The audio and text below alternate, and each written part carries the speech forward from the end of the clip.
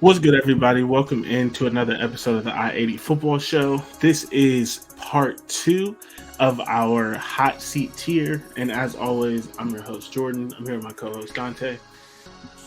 Yes, what's up, man? What's up? Oh, I had to change my picture. My bad. What's good? I'm nice, man. Another day. I'm good. I'm exhausted. But I'm good. I just came back from New York and Oh yeah, that's right. so much walking. It was cool, but yeah, New York is dirty. It's crazy, but it was fun. I mean, it was good. It's always good when you can get out of Ohio. I Yeah, don't, I don't hate Ohio like most people do, but I do like to travel. I like to get out. So yeah, nothing wrong with what's the just getting a break, getting a yeah, vacation, whether it is just a weekend or whatever. for sure. And I think you know this, but I don't fly Spirit. I'll never fly Spirit. So when I don't have money to fly like I would like to fly, I just get weird flights. So like technically we were on Delta, but our first flight was at like 6 in the morning. Who? And our second flight was at 9, but it had a layover, and there shouldn't be a layover from New York to Columbus. Not But at we all. also had an hour to get to the airport on public transportation. So Mm. basically, what I'm saying is I didn't get no sleep because I slept for like 3-4 hours both times that we were traveling, and then we were up in New York. So Sheesh. Yeah, yeah, yeah. Have fun with that. Sounds like a lot of fun that I don't ever want to do again, and I know yeah, probably will have to do in my lifetime. yeah. Yeah, I already know. Oh, that's right. I have a wedding to go to next year that's not going to be in the United States. So I know that's going to be annoying. Mm, Yeah. good luck. Yeah. Hopefully it's like a popular state so that there's a lot of like travel routes and stuff. We'll I see. said state, popular country. Yeah. Yeah. Hopefully it's a popular country, so there's some things going on. Oh, all right. So first of all, before we get too far into this, we should start with this is two parts, but it's a happy accident. If you've already listened to part one, you know it did not end right. Nope. And that is because my internet went out. And then my internet was out for over 24 hours. And then it's just like I had things to do because I was leaving. So this is a whole week later Yep. that we're recording part two. But it's a happy accident because from now we just realized that we talk a lot and these get pretty We long. talk a lot. So our preview series is going to be two parts from now on. Yep. We're also getting just an update for all the listeners. We're also getting the new prime time slot. So again, because we talk a lot, but it's not even so much just because we talk a lot. We cover a lot of ground in an episode, Yeah. Yeah. and while we It's a don't lot mind of being on, teams. yeah, especially with it going up to 16, we've decided Yep. to split the show into two shows. So instead of our regular format where we do news, preview, rankings, news, review, rankings, preview, and pit stop and try to fit that all into one show, we're going to have a preview podcast that drops on Friday. And it's just, we'll probably throw some news in there, some stuff like that, but it's just previewing the games. We'll, because it's an Ohio State site and just to fill a slot and to just make sure everything's covered, we'll always talk about the Ohio State game. Even though that's new, that's why I'm saying it because we don't always talk about the Ohio State game. We'll Yeah. always talk about the Ohio State game, and then we'll get into the regular programming where we'll pick the three best games or whatever that We're going to be we. talking about some stinkers sometimes then. Yeah, yeah, yeah. But I mean, at least it's just the preview show Like, because I'm still doing the instant recap, and that yeah. means when they play that Rutgers game at 8 o'clock on a No, sir. Saturday, No, I'm up sir. at like midnight talking about Ohio State versus Rutgers. Youngstown State. Like we gotta talk about Ohio State versus Yeah. what is there to talk about? That's gonna be a quick one. That's gonna be a quick one. And then we'll get into our regular scheduled program. And then same as always on Monday, we'll drop our review podcast. That'll give us more time to talk about some of the games, go into a little bit more detail, that kind of stuff. So ultimately it's gonna work out. You'll get to hear from us twice a week. And for those of y'all who like never make it through a full podcast, because like why the hell is this 2 hours? We understand. It's still gonna be 2 hours. It's just gonna be This is gonna split. be split. It's It's just just gonna be split at and this trust point. you, we're not giving you 4 hours of content. It is gonna be hour 15 max for both. Mm-hmm. You may get a little bit more because it's split into two, so we're able to go into a little bit more depth. But we're not gonna be sitting on here for hour 45 minutes both times. That's crazy. Yeah, no, that'd be nuts. Um, so that's the updates for the Something show. we might accidentally do, honestly, though. But it would. It's gonna be like a one, like this was just a great week, like something like that, or like a lot of news happened, like 2 coaches get fired, but it's not gonna be. Oh, don't worry. I don't think we'll ever get that. But yeah. Yeah, it's not gonna be no like every Monday, Friday. We on here for 2 hours just doing our thing. Um, so yeah, so since it's a totally new episode, even though it's a continuation of another one, let's get into some news real quick. We'll start with Big Ten Media Days because there's no news from that.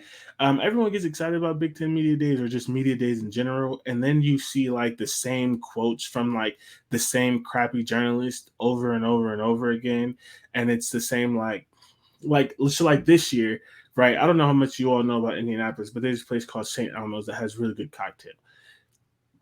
I just kept seeing a whole bunch of quotes about this team went to St. Elmo's, this team went to St. Elmo's. And then like no player is ever gonna be like, yeah, we did not look good the last couple of weeks, so we gotta fix it in camp. So you always get, yeah, our quarterback, such a good leader, such a good player. Like I'm excited for our young guys. I think this is the year. You get the team that's going to go 3-7. The teams that we talking about on this episode, like, yeah, just super proud of our guys. We put in a lot of work. Like this is gonna be our year. Like you get that, and it's just like you never learn anything, but you always get excited for it. I think it's mostly because now this is like what the official countdown. Yeah, that's why I get excited for it, not to watch it or consume it, just that as soon as this over, it means fall camp starts. Because we got a month? Yeah, like camp starts this week. Yeah, okay. So yeah, the season starts in a month. Yeah, like today is Monday, right? Yeah. I think Ohio State starts on Thursday of this week, so they should start after this podcast drops, before this podcast drops. And then I don't know the other team schedules. There's no way to know. That's too much. I would say right around the same time. I feel like probably most of these, maybe one on Tuesday, maybe one on Friday. But it probably might be starting this week and next week would be probably make the most sense. I would say maybe like Iowa and Michigan, or who was that played from the west side in the Big Ten championship game? Was it Iowa? Purdue. So like this year, probably Purdue and Michigan might start a little later because their season went a little longer. I would say maybe, but everybody probably starts around probably Wednesday up until maybe next Monday. Yeah, max next Monday. Can't go any later than that, probably. Yeah. So that's important. That's cool. But as far as the actual like media days themselves, it's just a whole bunch of like stock quotes.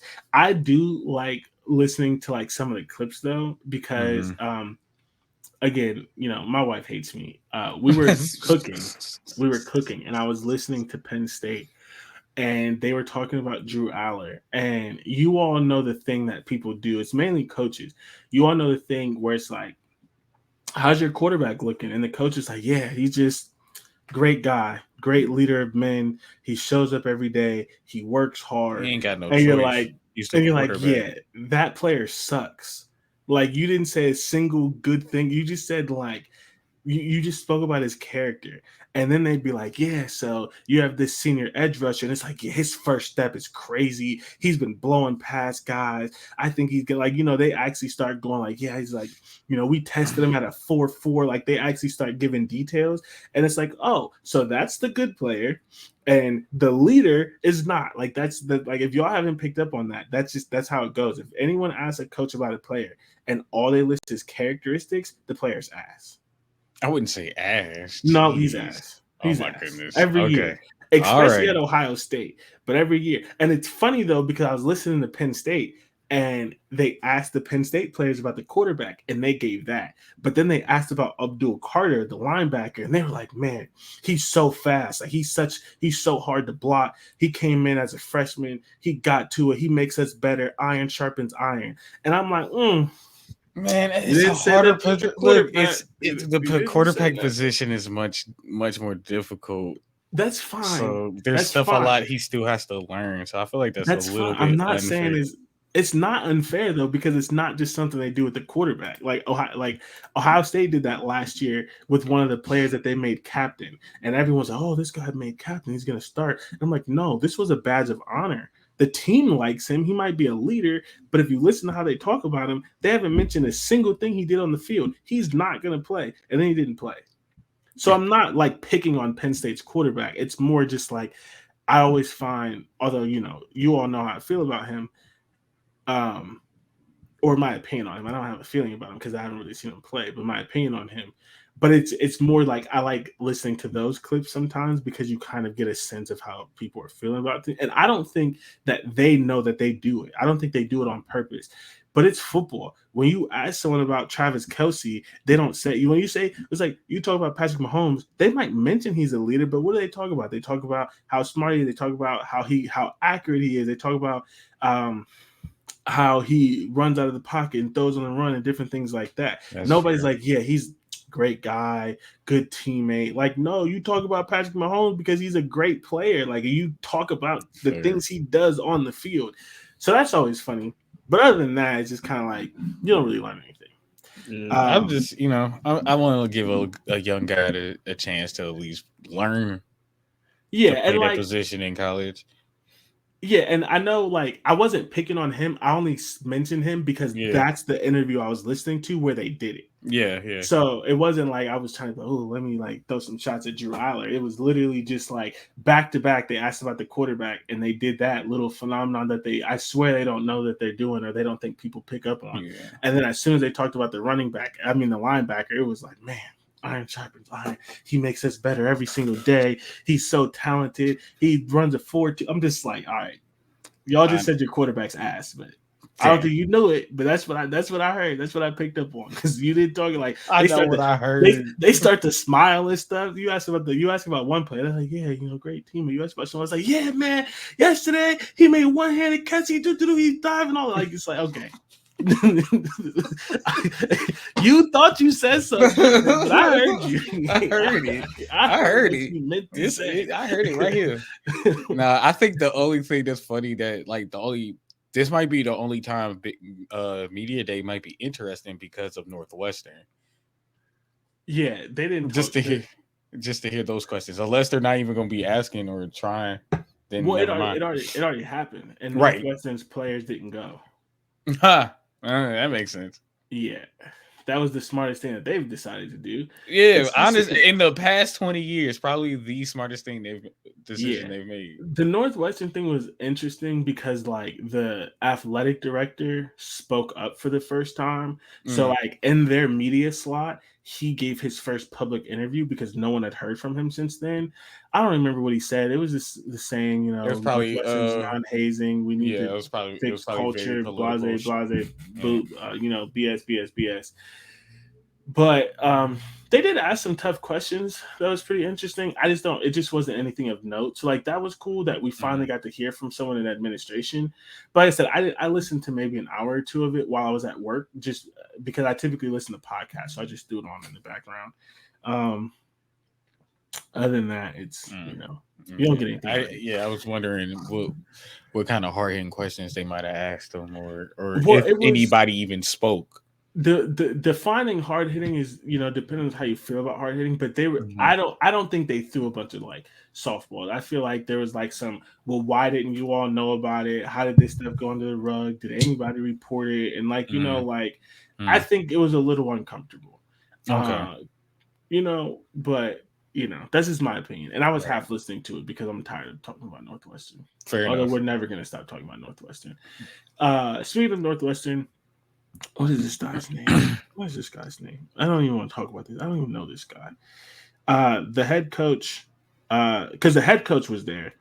The head coach said a couple of things. The interim, the replacement. Yeah, the interim head coach said a couple of things. One, he's not hiring a defensive coordinator, which but they had to ask. It's too close to the season to hire a defensive coordinator. Right. So he said he was like, if this happened in January, I would have hired a defensive coordinator, but at this point, we're just going to have to make it work. That makes the most sense. Yeah. And then today we find out that they hired Skip Holtz as a special assistant. I don't know who Skip Holtz is, aside from the fact that he's the head coach of the Birmingham Stallions and he's old. So he's probably, and I don't mean old disrespectfully, he's old. So he probably coached somewhere. I'm imagining he's the son or something of Lou Holtz, who's the legendary coach. I just don't know his resume enough to talk about it. But he did get some help because he's a first-time head coach. Good help. What's his name? I couldn't tell you. Skip Holtz. I don't know if it's good help. I don't know if it's important, but he did do the thing that smart first-time head coaches do, and that's get an older coach to like help assist with some of the data. Yeah. I think he is Lou Holtz's son. That would make sense. He is Lou Holtz's son. It's literally his. He has his name. Yeah. Louis Leo Skip Holtz Jr. Oh, Skip is the Skip is the nickname. Yeah. Okay. Got you. Did he coach before? What's his record? Oh wow. Okay. Let me go to his wiki. As a coach, Florida State. Wide receivers coach at Colorado. Wide receivers coach at Notre Dame. Offensive coordinator at Notre Dame. Head coach at Connecticut from 94 to 98. Assistant head coach in 99 at South Carolina. Head coach at East Carolina, South Florida, Louisiana Tech, and Birmingham Stallions. What's his career record? As a coach? Yeah, as a head coach. They should if you go to the bottom of Wikipedia, they should combine all of his stops. If they did the right work on his page, they should combine it in like a chart. College. His head coaching college career, he's 152 and 121. He's coached in the USFL as well. Oh, that's the Birmingham. Yeah. Yeah. He just won the championship with the USFL. He's basically. Oh, he's got both. He's got both. Okay. That's he cool, got last year's too. Yeah. It didn't seem like he was a great college coach, but maybe he's turning that around. Regardless, it doesn't matter. It had to happen. He was going to hire someone. If he was smart, he was going to hire someone to help teach him how to be a head coach because he didn't get hired to be a head coach. Yeah.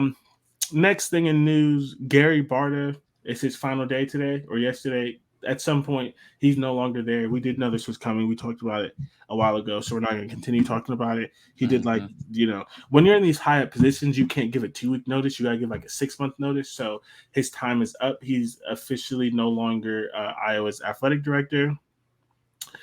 And in other news, and I don't want to spend too much time on this because this is not this podcast, but I mean, we do have to talk about it because it does affect college football, sort of. Colorado, did you see that? Yeah, they're leaving they're leaving the Pac-12. It's been rumored all year, right? Pretty much. Yeah. It's been rumored ever since it was rumored that Deion was going there. Yeah, because people think that Deion, well, it's not even think, he did raise their brand. And one thing that the Big 12 guy is doing is he's not, there's not a whole lot of established brands left. And most of the established brands you can't get. So he's kind of making a futures bet with some of these teams. Like that's why there's rumors that they're going to get UConn for basketball and stuff. A futures bet that basically he's like believing in himself and saying like, what I'm doing as a commissioner is going to make everyone in the conference better. And so some of these teams that aren't good now will be good in the future, and they're going to help the brand and stuff like that. So whether he's right or wrong, who knows? But he believes in himself, and I'm not going to tell him not to. I do find it hilarious that, it happened immediately. I don't think – no, not a game has been coached by him as at Colorado, and they were already leaving their conference. Yeah, and that's not all Deion. Deion helps. No. I think Colorado was probably trying to do that for a year or two now, or it was thinking about trying to leave. So, from my understanding, what happened is basically, right, the Pac-12 loses USC and UCLA. Yeah. And then the Big 12 jumps them for the media rights deal. And so the Pac-12 Pac-12 has been working on the media rights for almost a year. Mm-hmm. And back in March, they said it was going to be done. and then they said April, and then they said early summer, and then they said late summer. It is August, and It's it's just not late done. summer. We're And coming up on so, late summer. yeah, and so it's a bunch of things that have kind of happened, and a lot of these schools, right, like Colorado, Arizona, Oregon, Washington, some of these other schools, they didn't necessarily commit to staying in the Pac-12. They just said they wanted to see the numbers first, because if the contracts were even, there's no point in leaving, right? But if the Pac-12 got a worse deal than the Big 12, some of them would have considered leaving. Well, Colorado just got tired of waiting, which is fair because it was supposed to be done in March. You started it last year. It's just like, it's just a bunch of incompetence basically running the Pac-12. George Kliavkoff should not be long for that job. And honestly, this is the Pac-12's fault because the Pac-12 is full of kind of like stuffy universities. And so, when the Big 12 lost Texas and Oklahoma, everyone thought that the Pac-12 was going to raid the Big 12. That's what they should have done. Yeah. Big 12 schools wanted to go to the Pac-12 because it seemed more stable. Well, the Pac-12 being stuffy was like, well, these Southern schools don't match with us academically. And they don't. They don't. Like, this is a thing. Like, not every school, but a lot of the schools in the South do not have the same academic standards. But that's also sometimes why they win all the national championships. And so they basically decided not to add them. Then the Big 12 added reinforcements, getting four schools, and then they jumped them in the media rights deal. Now the Pac-12, who was at a position of strength, is no longer at a position of strength and is at the mercy, essentially, of the Big 12, if depending on who all they raid.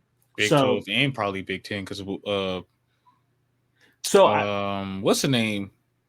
Washington's in the pack, right? Yeah. There's a lot of rumors around the Big Ten. I don't think the Big Ten adds another school at least until 26 or 27, but it's probably not going to be until the media rights deal. I'm not an insider. I don't have anything, I just don't think that they do it. Because my thing is, if they wanted Oregon and Washington bad enough, they would have just brought in all four schools at once. And it honestly would have made it easier for them as far as traveling and stuff like that. Possibly, but they didn't bring it in. So I think. I do think Washington is going to leave soon. Then that's going to probably be the next school to leave. The next school is going to be Arizona, and Arizona may leave tomorrow. Oh crap! Oh, okay. Yeah, well, then never mind. The next school could be Washington, Oregon, Washington, Oregon, or Arizona State or something like that. Nobody knows at this point. Supposedly, the Pac-12 is meeting tomorrow, and the commissioner is going to give them numbers for the media contract because he somehow pulled the numbers out of his ass when he lost another school. But you can't convince me the numbers are good. So I guess I'm waiting for it to leak. It hasn't leaked yet. It almost always leaks early, but maybe it won't. Maybe we won't find out until tomorrow. Those numbers can't be that good because you're losing schools and could be losing even more. Right. And the thing is, they try to play this position of strength, like, oh, the longer we wait, the better, because we're getting more people to the table and things like that. And the other thing that matters, though, is even if let's say the numbers are fine, right? The Big 12 is getting like 31 million per school. Let's say you get anywhere from 30 to 32, and you're happy with that.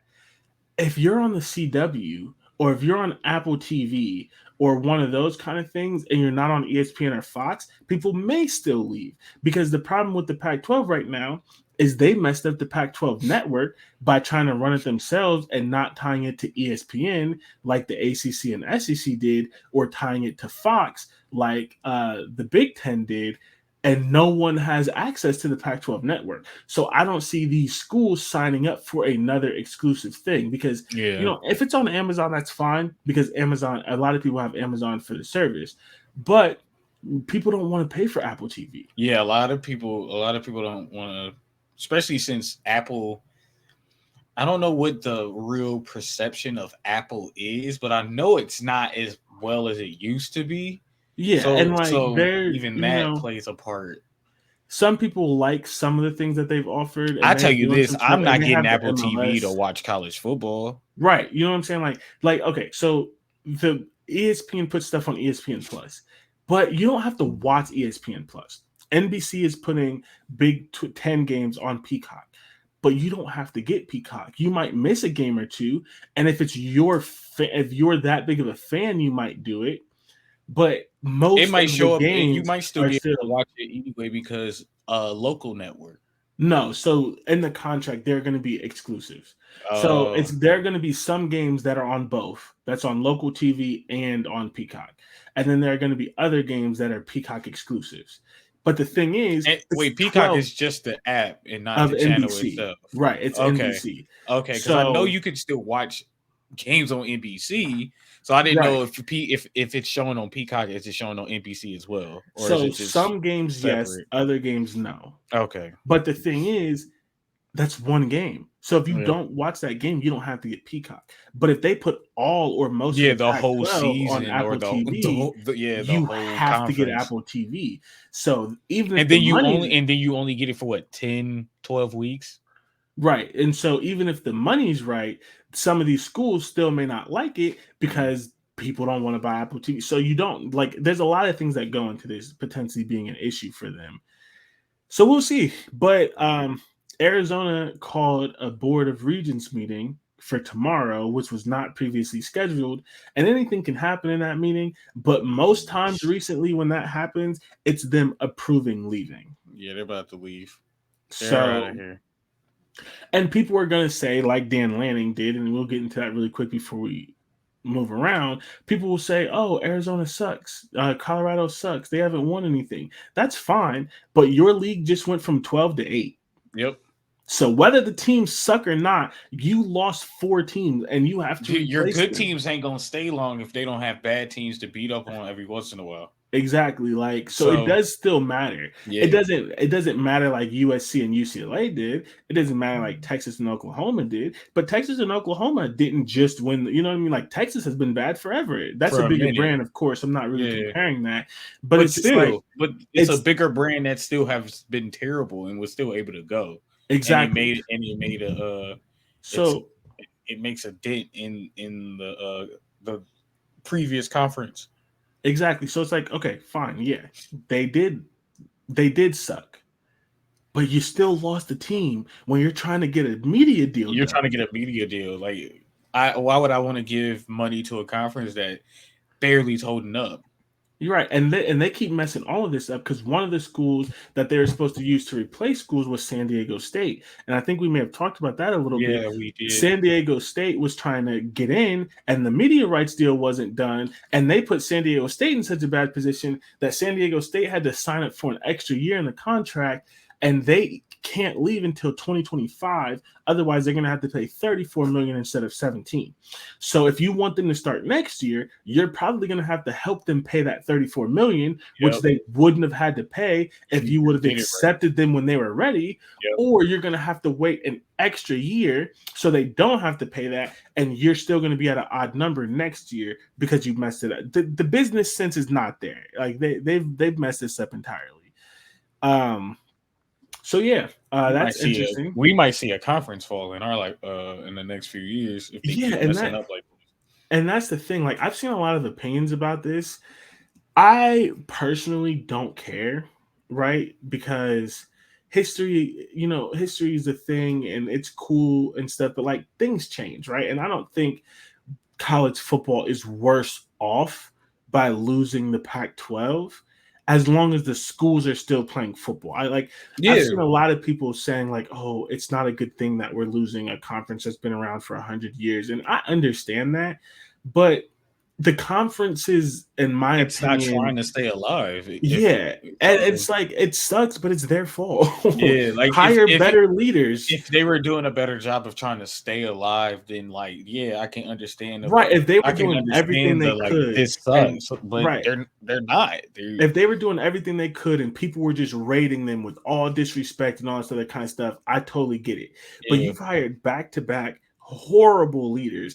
And your presidents don't seem to get the importance of sports because they've had 2 separate times where they could have been the aggressor and they could have expanded, and they chose not to because they want to all pretend that they're fucking Ivy League schools on the West Coast and that academics is so important. Well, here's the thing. You know who else academics is important to? Ohio State and Notre Dame and Michigan and Maryland and all these other schools in the Big Ten who are also a part of the AAU, but who find a way to care about football too.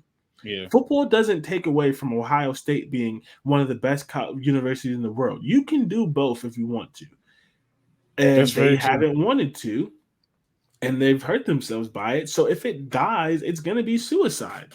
It's not, no one's going to have killed them. They did it to themselves. They walked in front of the bus. And not only that, like, yeah, the academic side might not be there, but again, this is about your sports conference. Like, you need good sports teams in your conference to keep the conference afloat.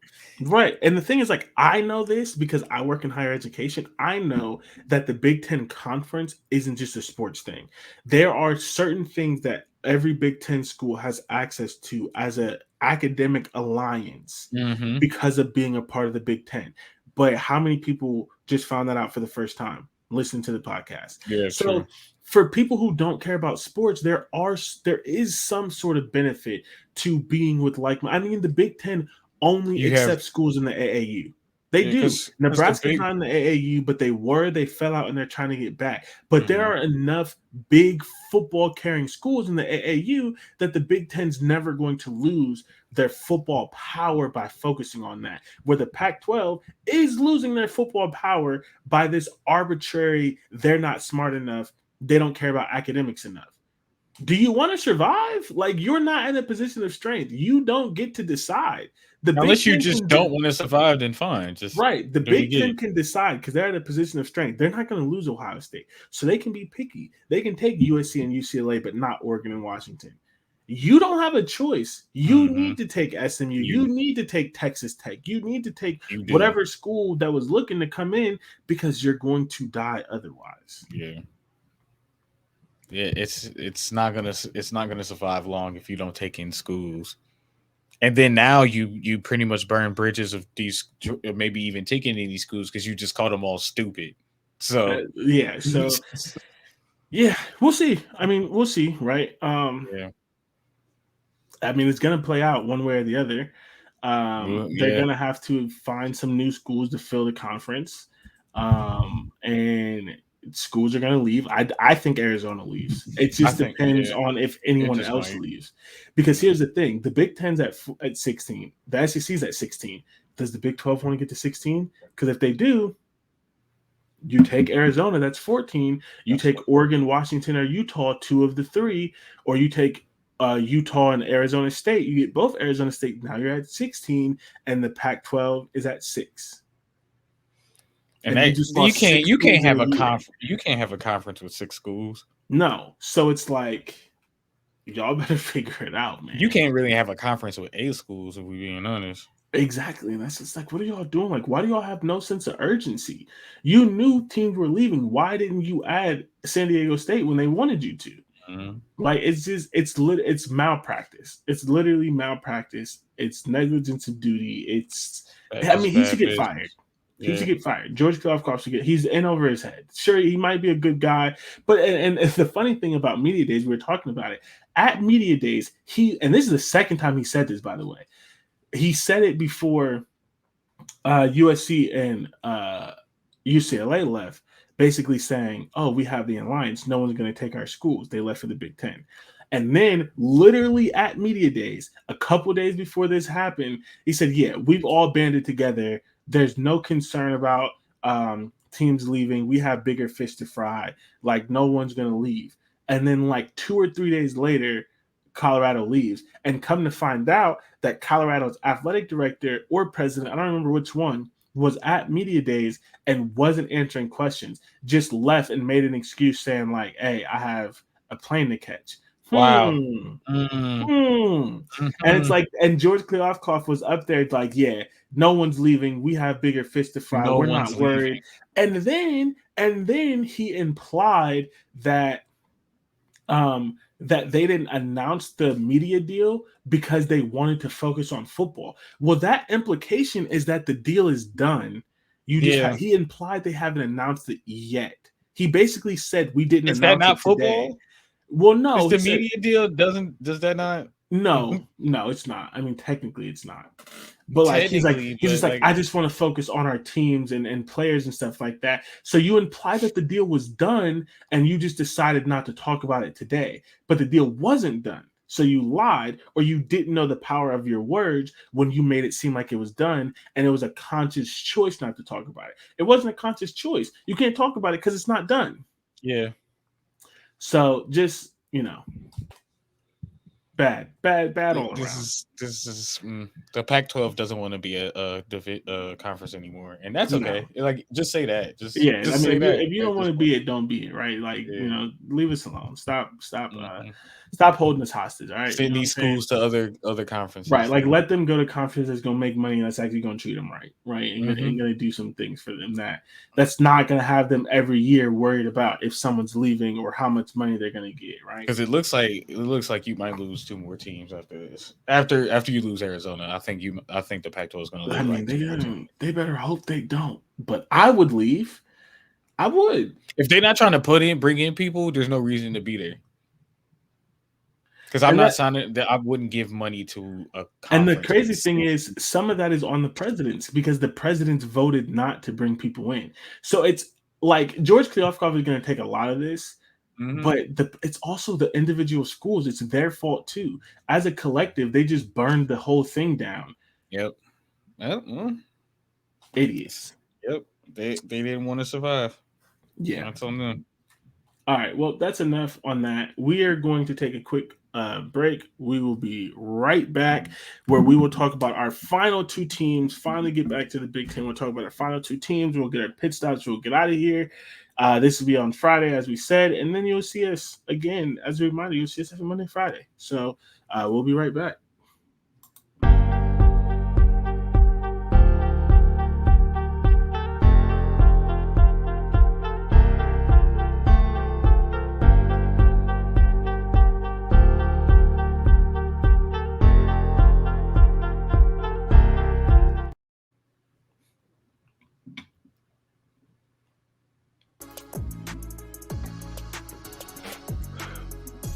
What's good, everybody? Welcome back to the I-80 Football Show on Land Grant Podcast Network. As always, I'm Jordan. I'm here with Dante. We just finished talking about the Pac-12's demise, the Big 12 being aggressive, sort of Big 10 media days, and now we're here for the main course, the main event. We're here to talk about our final 2 teams. And if anyone is good at math and is counting, yes, we've technically talked about 5 teams instead of 4, but that's because we didn't agree on a team. Okay. Every team gets talked about, right? Like, so Nebraska will also be talked about next week from me. I'm not going to have too many opinions on this one because I want to save that for next week's show. But, and maybe you could argue we should be more organized, and but that would require one of us forcing, be like, oh, your team can't be here because it has to. It just, And now we don't have that conflicting interests, the different scopes. So, if you want us more organized, I will. Yeah, pay us. But hey, yeah. You if you want us more organized, let us know. We'll start a Patreon or something. You can throw $5 a month at us or something. Man, my Discord coming soon. I'll have it. Not the Discord. Yeah. All right. So final 2 teams here. We have Michigan State and we have Nebraska. I chose Michigan State. Dante chose Nebraska. So Dante is going to lead Nebraska. I'll lead Michigan State. Do you want to go first? Or you want me to go first? I'll go first because I don't have a big, huge opinion on why I have Nebraska here. It's more like a circumstance thing. So like we talked about Nebraska in detail. They got a new coach, which was needed. They got a lot of transfer. They got a transfer QB. I keep forgetting. Yeah. Transfer QB and like a few weapons Jeff as Sims. well. So the transfer quarterback is Jeff Sims from Georgia Tech. Georgia Tech, that's right. And the new coach is Matt Rule, who I think is a really good coach. No, I agree. I do think Matt Rule is a good coach as well, and I think we will see the beginning of the turnaround for Nebraska this season. And when I say by beginning, like we'll see flashes of it, but I think it's going to be something that will come to fruition next season, but not this upcoming season. And I think we've talked about it before with Matt Rule, his turnarounds when he turns around a school or a program, or has he coached in the NFL? Yeah, he was awful. He was awful. Okay, so that's different. That's not fair. Okay, so we'll take that out. But usually in college, when he turns around a school, it's the next year. It's not the first year. And with all the transfers, the new coaching hires, and things like that, I think Nebraska will be great. Not great, but good next year. Maybe even a bowl team. They will be a bowl team next year, just not this year because everything's new. And I think while Matt Rule's a good coach, I think we have to take into account that it's going to be a refresh, a whole new start for Nebraska. And they have a pretty tough schedule. They even got a tough game to start the season. So while they'll be good, I think it'll be next year where we'll see that they're actually talented. And Matt Rule's whole philosophy will come into play then. I don't see them making a bowl game this year just because of everything being new. Yeah. So, and that's the thing. So it's of course, because this is our hot seat tier. Technically, I'm not saying Matt Rule's on the hot seat. That wouldn't make any sense. But I don't think if this was any other coach in Nebraska and they were in like, or the past coach and they went 4-8 because that's how I got them going, then yes, he would be on the hot seat for a record like that. But I'm not saying Matt Rule's on the hot seat because he can't be. That wouldn't make any sense. Yeah. So, first of all, as we kind of break down the show behind the curtain, I just realized that we actually could have just talked about Nebraska here because it's only one game off for me, and then just had 4 teams. Yeah, because what I have MSU literally right because they're going to be in your next tier, right? Yeah. All right, so let's not talk about Michigan State today. Okay. Which is going to be funny because we're going to have a whole show where we only talk about one school that we didn't get to because we got through 3 next week. Yeah. But it is going to make it a little bit cleaner this way. They might be my next week. I have Michigan State doing better than they probably should be doing. So they're not going to be in your next tier?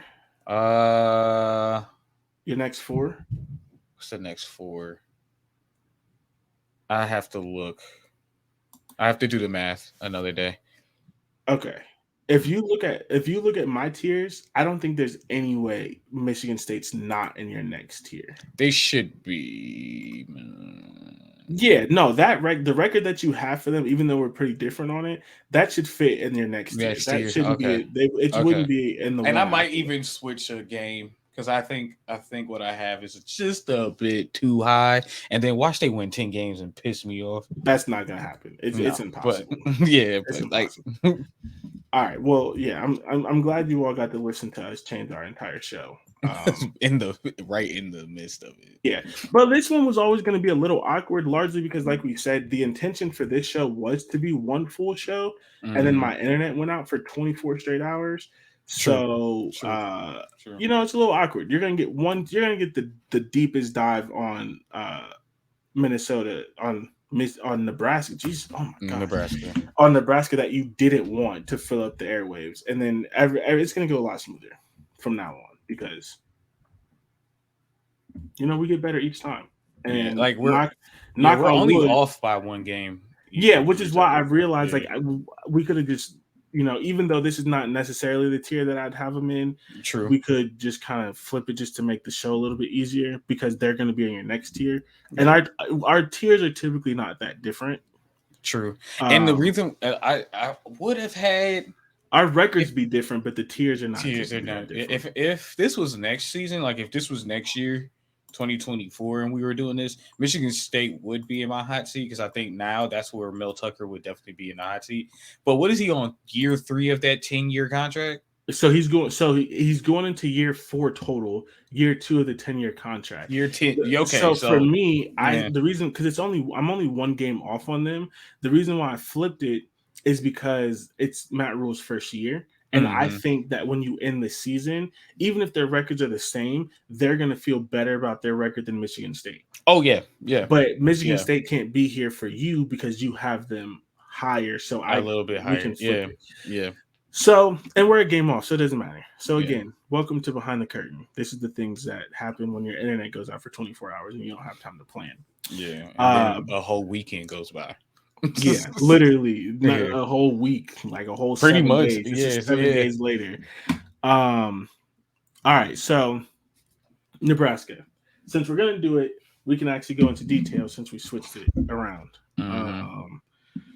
So I agree. And like I said, you already mentioned what you have 4-8. Yeah, I'm only one game different. I have them 5-7, so I don't have them going to a bowl game either. Which is why the switch, kind of works and everything like that. Yeah, it works. Yeah. But I think, like I mentioned already, with just between them and Michigan State, I just think that there is going to be a better feeling at the end because Nebraska is going to feel like they're building towards something and Michigan State's not. But we'll save Michigan State for next week. So Nebraska, you talked about Jeff Sims, right? Part of the reason because I don't think Nebraska's roster is as bad as people think. It's just their coach sucked. So this is gonna be weird. Yeah, I think we said that last year too. Yeah, this is gonna be weird to say, but Nebraska it's an easier build than Temple and Baylor because Temple has never been good and Baylor was rocked by a major sexual assault and rape scandal.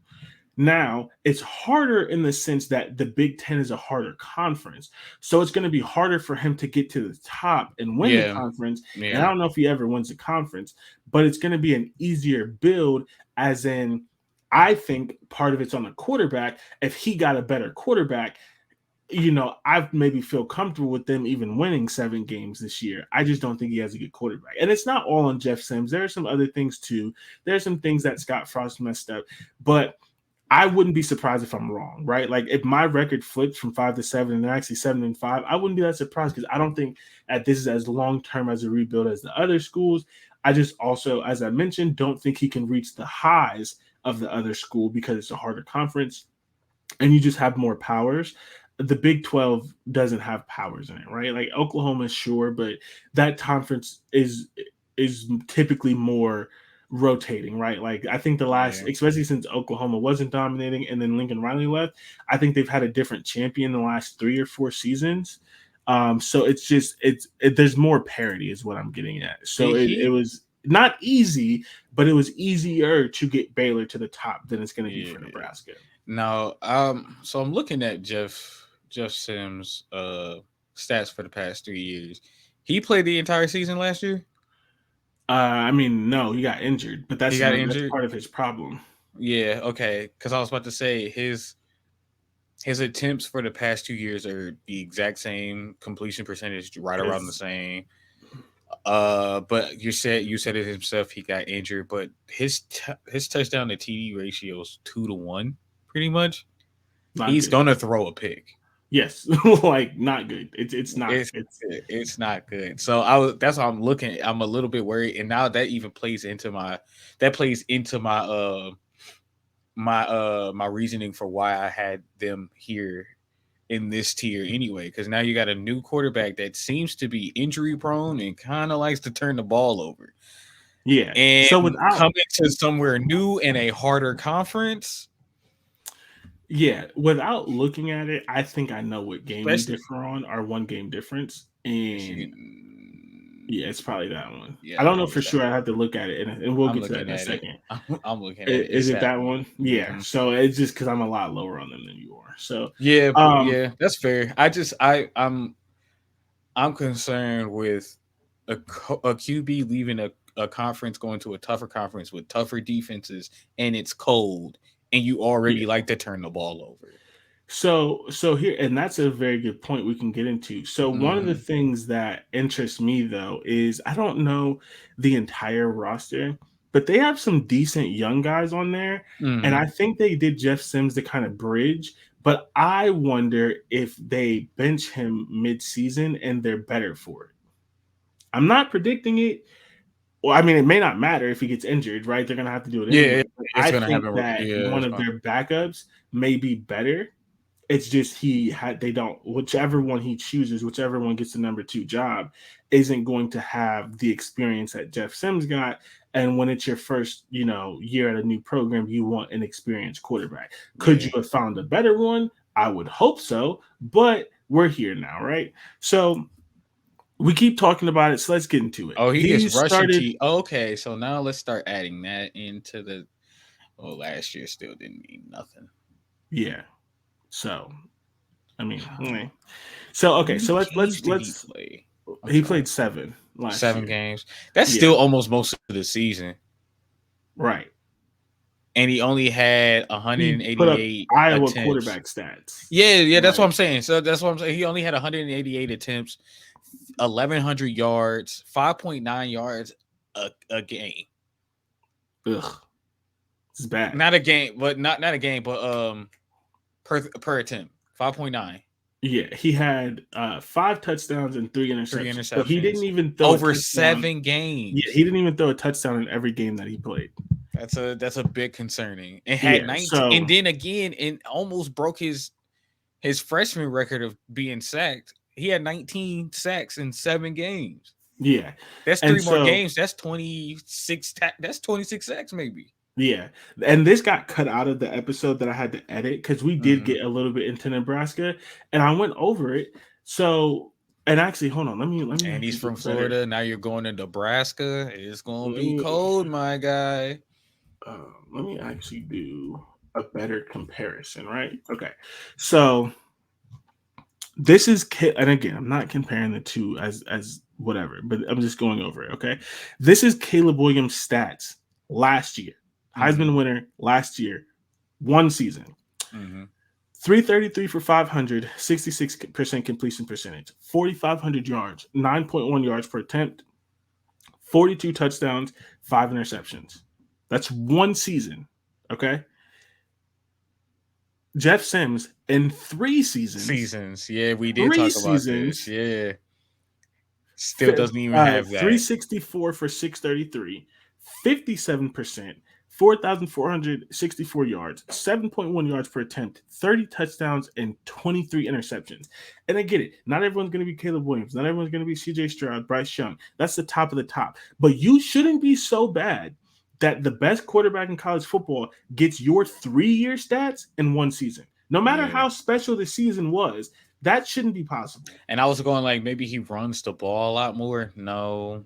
He runs it, but it's not significant. It's not that much. His most he ran it was his freshman year. Yeah.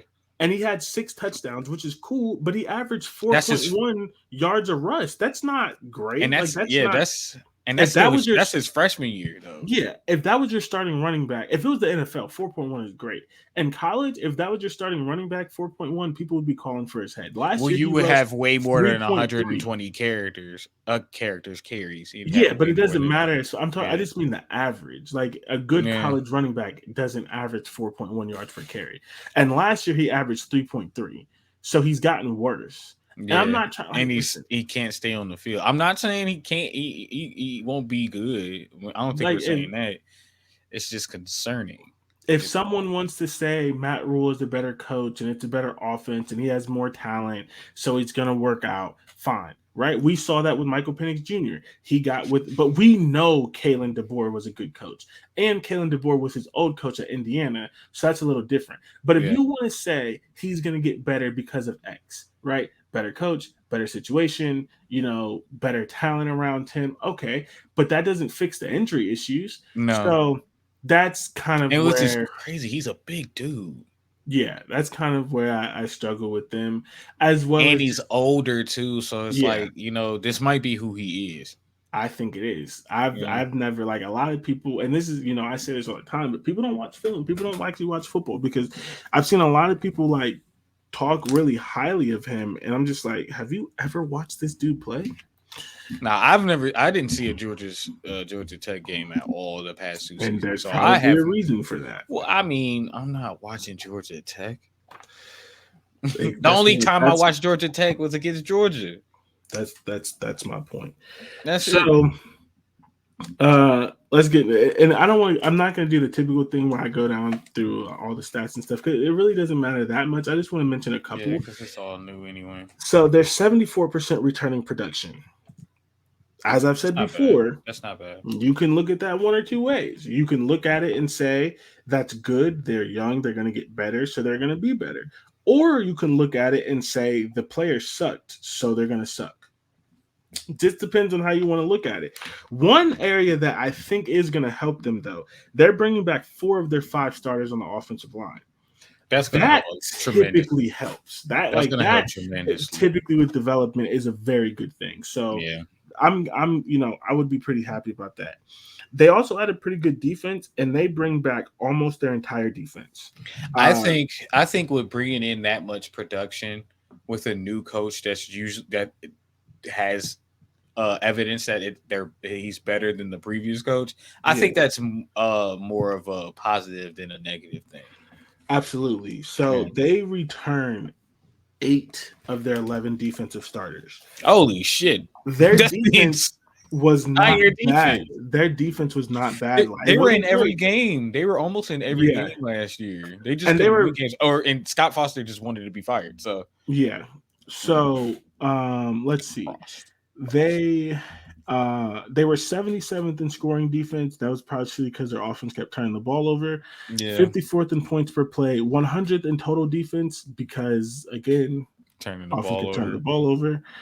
They were trash at rushing defense. That needs to be fixed. Okay. But passing defense, 68th in passing defense, 35th in yards per attempt, 44th in QB rating, 62nd in completion percentage, 34th in explosive pass.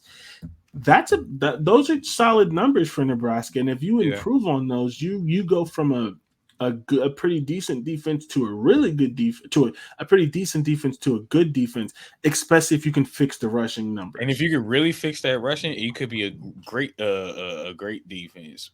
Now, you could actually be a great defense if your offense doesn't turn the ball over as much and keep a short field or always on or always bring you back on the field. So. Yeah, and their new defensive coordinator is Tony White. Tony White is bringing a 3-3-5, which is all the rage in college football. And I do not like it, but okay. So that's my second favorite defense. Really, I do not like 3-3-5, but I get it. It's the 3-3-5 is the RPO. Yeah, you do it when you have less talent, and it makes sense there. It's a gimmicky defense, but gimmicky offenses work all the time. Yeah, and I mean it helps because especially in the passing type of day and age, that extra can help. So I get it. I just don't like it. Yeah, I'm not against it. I think it has some very. But I'm a very traditional type of I wouldn't say very traditional, but I'm more of a traditional type of defensive player anyway. Even though I would easily do exotic blitzes whenever I wanted to. And the 3-3-5 is great for exotic blitzes. I hate the 3-4. So it's. I'm a 4-3 guy. Yeah, the 3-3-5 is technically my third favorite defense. It's just the 4-3 and the 4-2-5 is the same defense for me. Like in my head, how I would run it. Yeah, 4-3 would be base, but it would easily switch to a 4-2-5. So I view that as one defense. 3-3-5 is then my second favorite defense. I'm not gonna get into it, but I hate the 3-4. I think it's an awful defense, and everyone's gonna think I'm stupid because it's successful. It is. I don't like it. It can be successful. Yeah. I don't like it. I think it has a lot of limitations. I just like I'm better. I like the as long as you have athletic. If you have athletic middle linebackers, 3-4 is beautiful. Or like one athletic outside linebacker, because one of your linebackers is gonna have to play pass defense. So if they're athletic and move their hips, then I'm cool with it. I'll use it, but. Yeah, I don't know. 3-3-5 can work. I've seen it work. I've seen it work with a really good coach too. So it just depends. And I mean, it's what college football is going to, right? Yeah. So Nebraska still has Anthony Grant, who was like a couple yards away from a 1,000-yard season. He came on late. I really like him. They have Marcus Washington, who had a really big game in the bowl game, which for a lot of players, if you have that big game in the bowl game, that typically leads to a little bit of a breakout in your next season. They've added some transfers. They've added 2 Power 5 receivers and Josh Fleeks from Baylor and Billy Kemp from Virginia. They added where is that? They added Eric Gilbert, a 6'6" tight end from Georgia, and Thomas Fidone. Again, the offensive line sucked, but they're bringing back 4 starters, so you hope that makes it better. Yeah, and depending on their age, that might have been why they suck. Yeah. Let's see. I mean, ultimately, again, we're not saying they're going to be great, but they're going to be better. They're going to be a lot more confident, competent, and I think they are I think they're consistent. I think they're a consistent 8-win team. 6 in to a couple years. 6 to 8. No, I think Matt Rule's a good coach. I think, but it's the Big Ten, and it's always going to be the Big Ten. Yeah, but they still got Northwestern, they still got Rutgers, they still got I think they're and you have. But but here's my thing. I think Ohio State, Michigan, and Penn State are always going to be good. There goes 3 L's right there. If you have if you have them on your schedule, yes. I think Indiana will be good for at least 5 years, depending on how long what's the name stays there. Not Indiana, Illinois. I think Minnesota will turn it around again. I think Nebraska is going to be better than Minnesota. Going forward, I have more faith in Matt Rule, and I do not. Do you know how I feel? I really like. Flake, but I think Matt Rule is a better coach, and I think he's a better recruiter. So that's kind of where I'm replacing. Okay. I think Minnesota goes the 6 to 8 route, and Nebraska goes 7 to 9. More often than not, because you still have Indiana's still going to be bad, Northwestern's still going to be bad, Rutgers is going to be bad, and then you have to balance your games when you play to Minnesota.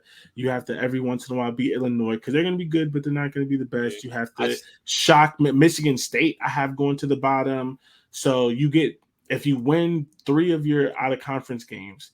And then you get that year where you got Michigan State, you got Rutgers, you got Northwestern, that's where you push up to the 9. But and that's usually in those games. That's where Michigan State is the biggest. Those are usually the scariest games because it was scary for Michigan, it was scary for Illinois, it was scary for Minnesota. Who else did they scare for the past 2 years? I don't know. I have but yeah, anything can change. But as of right now, if I had to pick Minnesota, Nebraska, and Michigan State, I'm higher on Nebraska than I am on the other 2. And I never thought I would say that, but Mel Tucker hasn't showed me anything except that he's cool and he smokes cigars. And I didn't even know you did that. And Minnesota, it's just like, I want to root for you, but I've been rooting for you for the last 3 years, and you haven't done it. Yeah, I'm not predicting that they just totally fall off, right?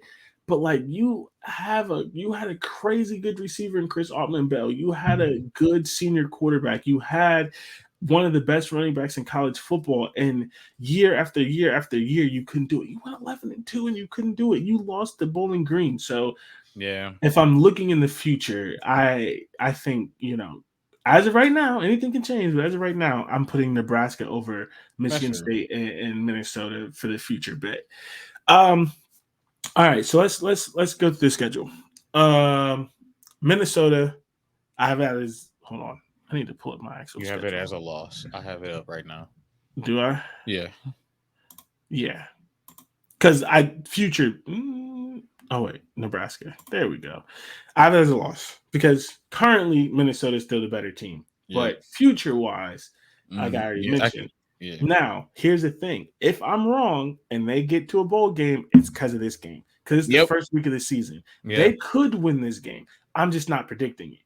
But they could go out there because I think there'll be a lot. I think they could go out there and win that game, but I think both teams are going to be underprepared to start the season because a lot of teams are in the Big Ten to start the season. Yeah, and when you got when Nebraska is underprepared everywhere. Yeah, Utah lost to a shitty Florida team like week 2 or 3. That's what I'm saying. So and that's then what I'm went saying. and So beat like, USC. So like, yeah, like it's it could just be a kind of a sneaky thing. win, but I think since again, like I keep putting new coach, new system, new scheme, start the scary. season.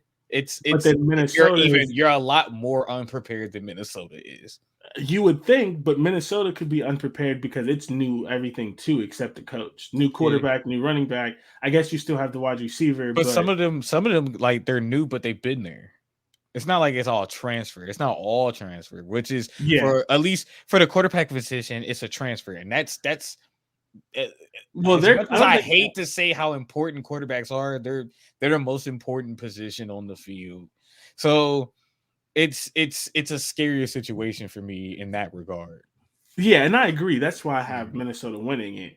I'm just saying, like, if they get to bowl eligibility, it would be this game. Yeah. They're gonna come out and win this game. Yeah. Okay, so Minnesota it'd be this lost. game or the Purdue game. Do I not have them beating Purdue? No, you have them losing to Purdue. Or that one, that one. No one knows what the hell is going to happen with Purdue. They have 3 games where it's like, okay, that will push them over the top because Maryland as well. They're not beating Maryland. Maryland could beat themselves. So you're right. Maryland beat themselves. They you're can right, beat themselves. You're right, but this is I think that this is a different Maryland. I hope. As long as what's the name stays healthy. I don't believe in Mike Locksley, so you're right. You're right. I have that lower ranked. I think Maryland dog walks them, but you're right. Anything can happen. Anything can happen, especially if he can't stay healthy. You're right. Oh, but and the same problems for Chiefs. Yeah. Jesus Christ. This is why this stuff is so hard because you can't predict injuries and stuff like that. No. Okay. Minnesota 0-1. Colorado 1-1, NIU 2-1. You have it as a win too. I do, but like now here's my thing. No, Colorado's gonna be ass. Like Colorado, no. You're right. Colorado. I was talking about NIU. They're not gonna lose to NIU. They're one of usually the best teams in the Big Ten. Not the Big Ten. MAC, right? They're in ours. Yeah. Yeah. Are you changing your mind on it? No, okay. No. So 2-1, Louisiana Tech 3-1, and then it gets ugly for 2 weeks. Michigan, Illinois, loss. So they go into the bye 3-3. They're probably feeling pretty good about that. I feel great about that. Yeah, especially because they come out the bye with Northwestern. They're like, we're gonna turn it around. Technically, they could convince themselves that the back half of their schedule has a lot of winnable games. Yeah, and it might. It could. It easily could. I'm just not believing in it this year. I'm not going to give them that just yet. The only school on here that the back half I definitely don't see them winning is Iowa. That's the only one. Yeah, because I mean, that defense. It's purely because of their defense. That's another school with a new coach, a school where the injuries mount up, a team that I have no faith in, and a team with a new coach. So technically, the back half does have a lot of winnable games. And again, they could easily, like I said, it could flip. I have 5-7. It could be 7-5, and I would not entirely be shocked. I just don't feel comfortable predicting that. So we have them at 3-3 after the bye. They come out with Northwestern 4-3, and then they have Purdue. We both have that as a loss, 4-4. Michigan State, I have as a win. You have as a loss. So 5-4 or 4-5. And the last 3 games we both have as a loss. Maryland, Wisconsin, and Iowa. I forgot that I'm sharing my screen and I did not move this, but most of it was up. Most of it was up. I was looking over at a different screen because I needed to know what I picked. Right. So this is their schedule. I think 5-7, but as I mentioned, Purdue, as you mentioned, Purdue easily could be a win. Michigan State. I give you. You think it's a win. I give you that. I could see that happening. That could be a change. Minnesota could be a win. Yeah. And I said Maryland could be a win in my eyes. I'm not giving it Maryland, but I'm not. It's weird. I'm not going to give it Maryland, but I would give them Wisconsin. because it's a new.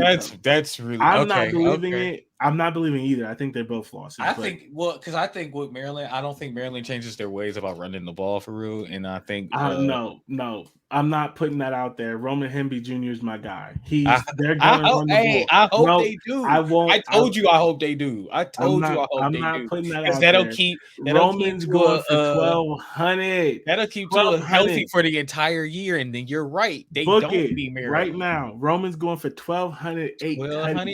8 tutties? Yes, 8 tutties. Book it. With that pass heavy ass offense? All right. Okay. Yes. Roman Hemby. That means he's getting a lot of break offs. He's gonna get a lot of the what you said Saquon was, the break off. Roman Hemby. He's him. 1,200. 8 tutties. Okay. Hold on. This ain't a Maryland episode, but okay. Let me put up his stats last year. They did not like to run that boy. I'm telling you. They ran him when what's the name got hurt and then stopped running him the next game. Yeah. Hold on. Man, I might be underselling it. Because they didn't want to run him last year. He finished with 989 yards and 10 tutties. You might be underselling him. I'm underselling. I'm going 12-12. I'm going 12-12. He gets the extra 300. He gets the extra candidate for best running back in the conference. No, because Blake Corum's going for like 1,600. But he's going to be up there. But Roman's really good. Roman's really good. But I'm saying he'd be a candidate. I didn't say he would win. He'd be a candidate. Yeah. The problem. So he would be like, if we're looking at team running backs, he would be like the 4th best running back. The problem is Michigan has 2 good running backs that are better than him, and Ohio State has 2 good running backs that are better than him. But if Illinois has a running back that's better than him, and you think Wisconsin also has a running back that's better than him, well, that's why I have 4. So if I was just looking at teams, no, I said if I'm just looking at teams, not individual running backs. If we were only looking at the teams, I would have. No, 5. It'd be Penn State, Ohio State, Michigan, and Wisconsin. And then really you could argue Illinois. You could. We've seen more from him than we saw from Josh McCray. I like Josh McCray, but he's more your guy than mine. I don't think Josh McCray's a scrub, but I think Roman Hemby is. Josh McCray last season though finished with. Well, not last year, the year before, because he was injured last year. He was injured, yeah. Either way, the Big Ten's full of running back. It doesn't matter, and it doesn't matter because he's not. It doesn't matter because he's not 5 anyway.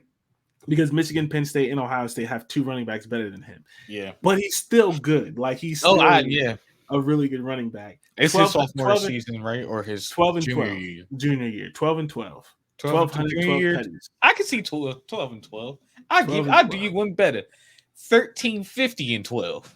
Ooh, see now you gonna raise me with Hemby, and I'm not gonna turn it down.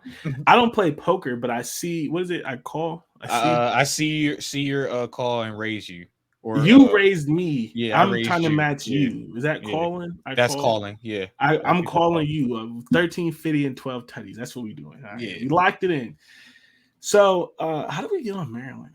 We talk about potential wins loss for Nebraska. Okay, that should have been on the Maryland show. We're gonna have to remember that next week. Okay. Anyway, Nebraska 5-7, 4-8, positive, some good momentum, some good steps, but they're relying on a quarterback that we don't think is great, who's probably gonna get injured. Knock on wood, don't wish injuries on anyone, but 3 seasons of him being injured is like. Am I wishing it on him, or am I just? And then I think it's just like, even though I'm thinking he's getting injured like week 3 or 4. No, he's playing deep into the season and still only has. Yeah. What was that? What was it?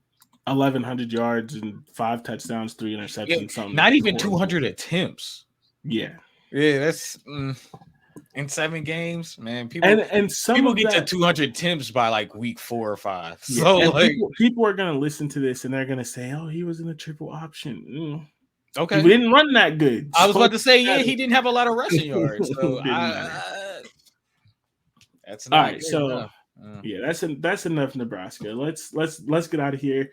Let's get into our pit stops. I'll go first. I gotta ask Brandon about this too. Yeah. I need to talk to Brandon about it because I want to see where he lands. Honestly, and this is weird for me, I think I'm on the team side. I'm going to explain it. I'm going to explain it really quickly. I'm going to explain it really quickly, and I'm going to see if you change your mind. Okay? So hear me out. Mm-hmm. The Colts pay their guys often, but they don't pay early.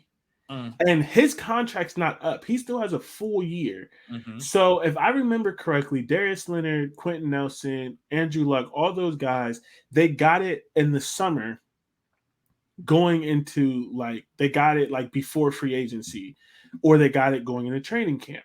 Okay. Which I get it, right? He wants it going into training camp, whatever. Here's my thing. And I disagree entirely with the running back market. I think running backs should not be devalued. I think all the teams that have won Super Bowls have had good running backs or a good rushing game of some kind. Yep. I don't think he should take this stance when there's still time. And the Colts have shown that they pay players, and the Colts have not franchise tagged anyone in 15 years. And now you're doing it with your best player who happens to be a franchise tag. I thought they were going to. No, it just might because he's a running back. That's my thing, though. They haven't in 15 years. I don't see them doing it now. Okay. So, I mean, I could be wrong. I don't run the front office, but they haven't. So it's not even like you can look at them like the Cowboys and these other teams. Like they always franchise tag. So they're going to do it. They're not going to give you this contract. There's no proof that they're not going to give the contract. All we know is they haven't done it yet. And because other running backs aren't getting paid, he's upset about that. And I get that. But I wouldn't say upset. I think more like worried.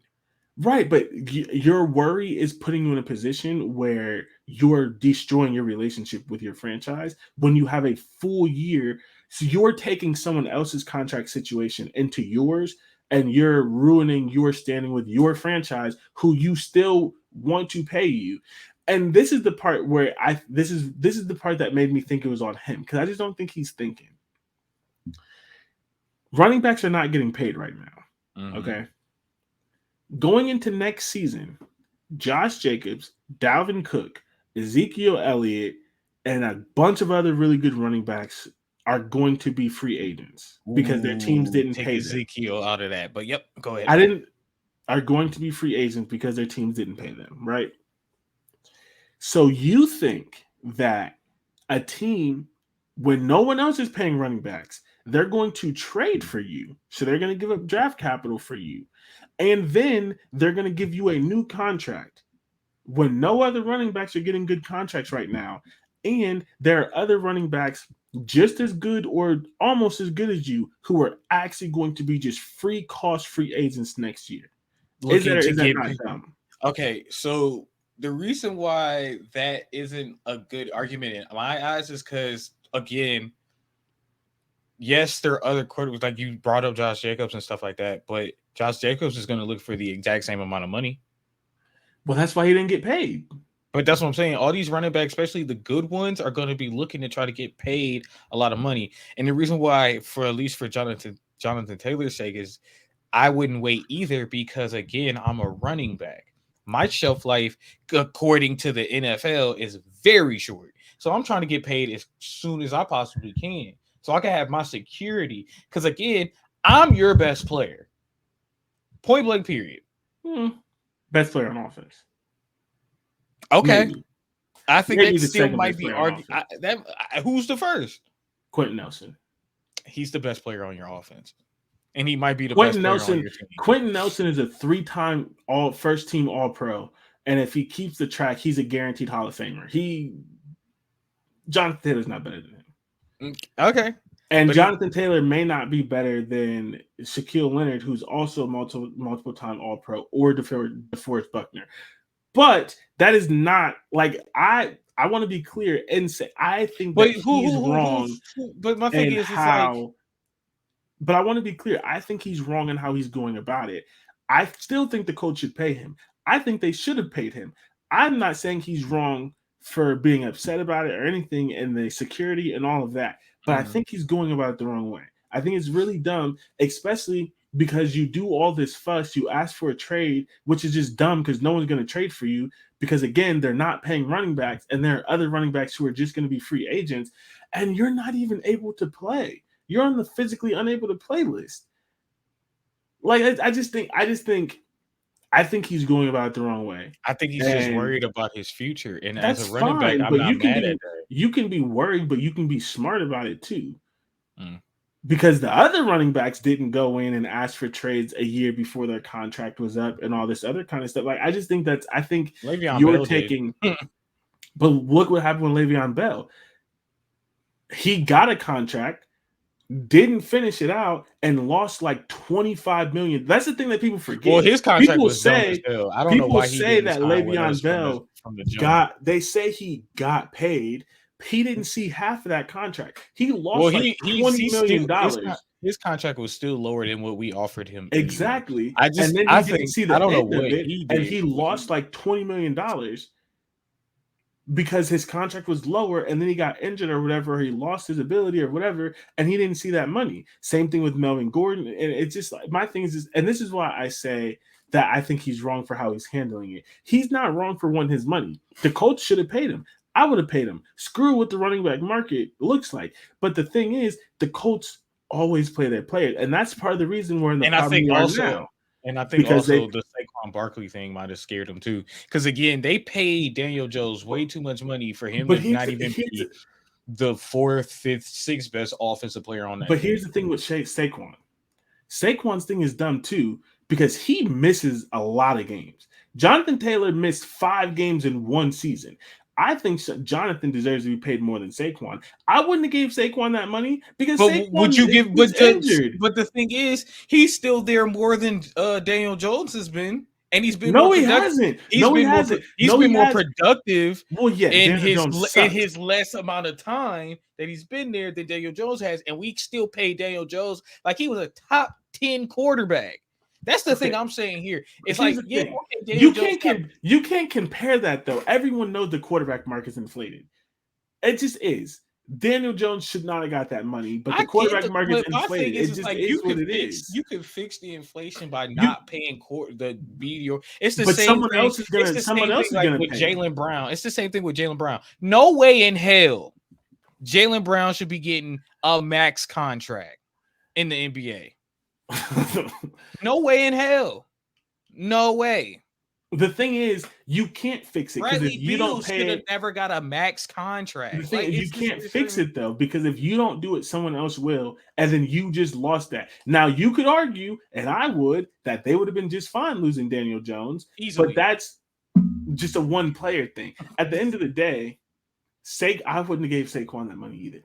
I don't know. As the Giants, when you look at your roster, especially on offense, I would have paid him over Daniel Jones first. But one's a quarterback, and one's more detrimental to your team. He throws the ball away just amount. You know what's crazy? The NFC East probably has besides Jalen Hurts, probably have the worst quarterbacks in the NFL. So here's the thing, and it's the same thing with Christian McCaffrey, and this is the problem that Christian should have been paid like a receiver. I think he basically was. I think all of the running backs who are asking for money, in my opinion, deserve to get paid over Saquon because they've been healthier than Saquon. There's absolutely zero. Yes, there's absolutely zero guarantee or even. Jonathan Taylor, yes. Josh Jacobs has been hurt the past few seasons now. Okay, because I've had him on my fantasy team. Okay, so not him. But like either way, it doesn't matter. Like I don't want to get stuck on this because I don't want this podcast to be 3 hours and we only talked about Nebraska. My thing is I agree with JT in that he could have gotten paid. Yeah. But I'm not under the impression that the Colts weren't going to pay him. So it comes off like he's throwing a fit a year before he needs to. And it comes off as he's just dumb and doesn't understand the business. Because again, who is giving up draft capital to trade you and then giving you the 3-4 year contract you want when no one else is getting the contract and they don't need to be traded for?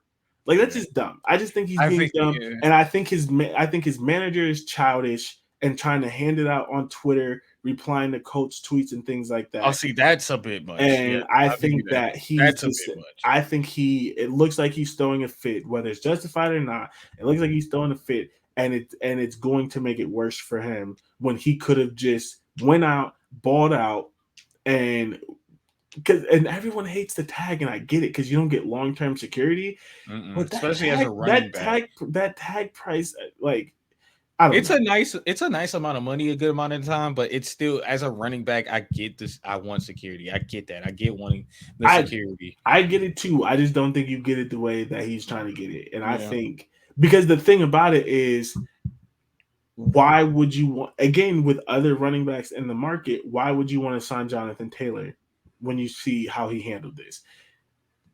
He's still one of the best running backs in the league.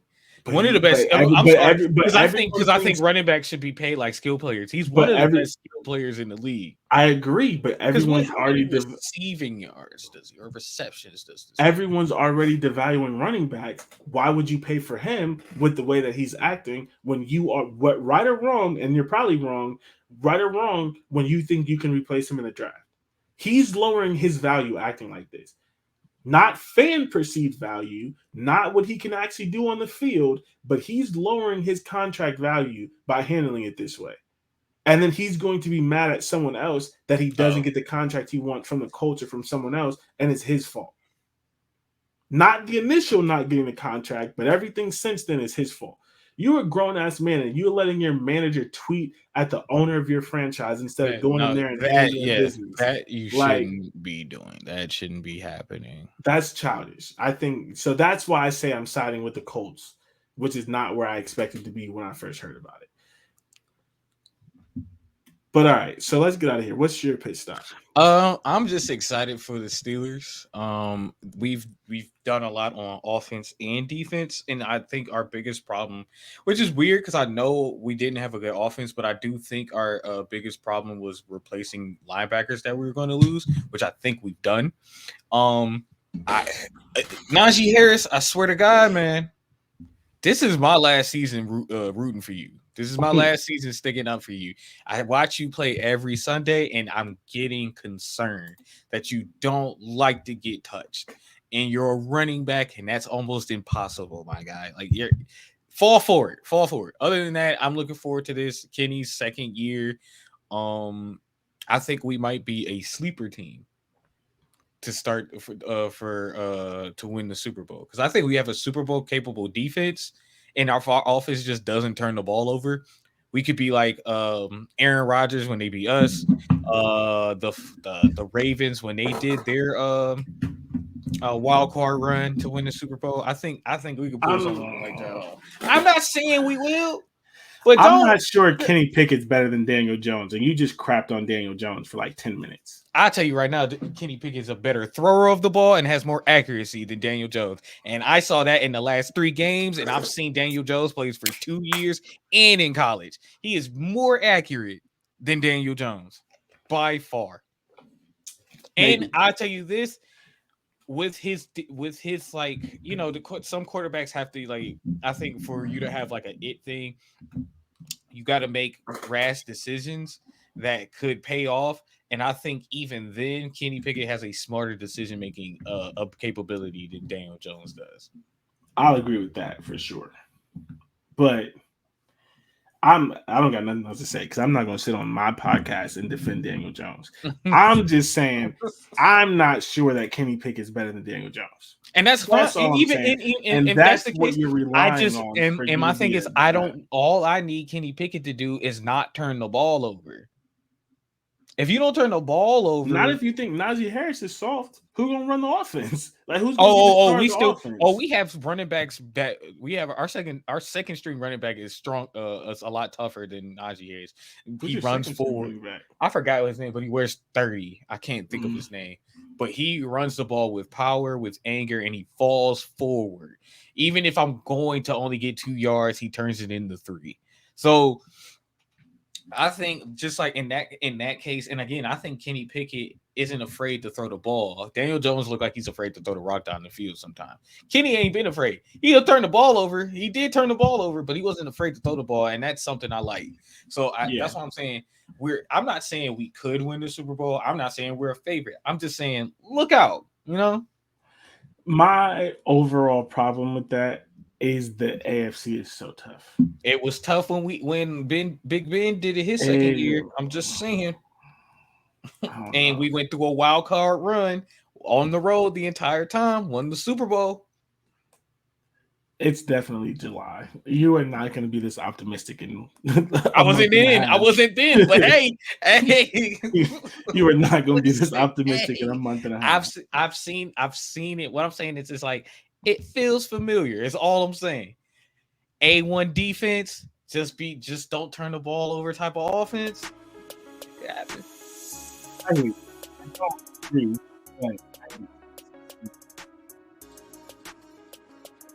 Either way, Colts.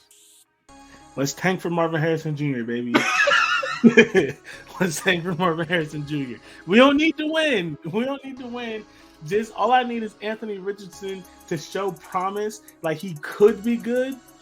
Like I want some like God, I want some like that's what y'all did with your pick. I want some like 24-21 losses where it's like he was balling and then he throws a late interception and it's just like, oh, he just needs to get that, like, you know, one little step better, or he like breaks a couple ankles and then fumbles the ball where you're like, that was almost a touchdown, but yes, we still lost. Like that's what I need. That's what I need. Thank for Marvin Harrison Jr., baby. Let's get to it.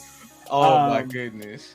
But yeah, it's crazy, man. NFL season's here. I need to find $300 or $400 for an NFL Sunday ticket. But very excited for the NFL season. Annoyed already with the conversation about running backs because I think they all should get paid, and I think the NFL is stupid. Yeah. But that's it. We'll see you again on Monday. We thank you all for listening and traveling I-80 with us as always.